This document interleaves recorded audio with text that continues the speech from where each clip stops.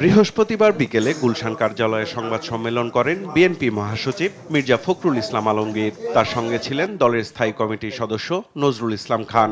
এ সময় খালেদা জিয়ার সুস্থতার জন্য দেশবাসীর কাছে দোয়া চান তারা। আল্লাহ তাআলা তাকে যেন সুস্থভাবে নিয়ে যান, নিরাপদভাবে নিয়ে যান এবং সুস্থভাবে আমাদের মাঝে আমরা যেন তাকে ফিরে পেতে পারি।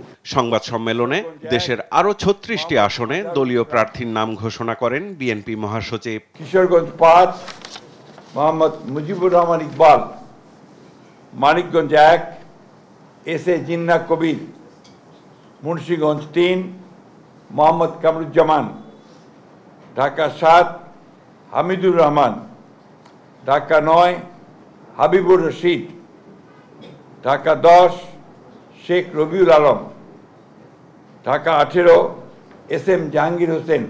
প্রশ্নের জবাবে তিনি জানান, যেসব আসনে প্রার্থী ঘোষণা করা হয়েছে তার পরিবর্তন হবে না।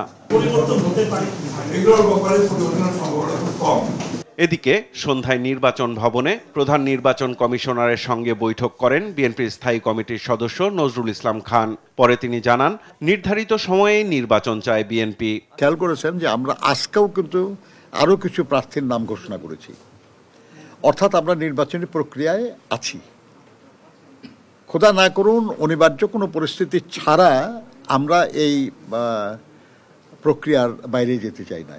ভোট বুথ বাড়ানোর দাবি জানিয়ে তিনি বলেন, যথাসময়ে ভোটার হবেন তারেক রহমান, এ নিয়ে উদ্বেগের কিছু নেই। আমরা প্রবাসী বাংলাদেশিদেরকে ভোটার করার জন্য, নির্বাচনে অংশগ্রহণের সুযোগ দেওয়ার জন্য পাসপোর্টকে ভ্যালিড ডকুমেন্ট হিসেবে বিবেচনা করার জন্য আমরা অনুরোধ জানিয়েছি। সাইফুল রিপন, দেশ টিভি, ঢাকা।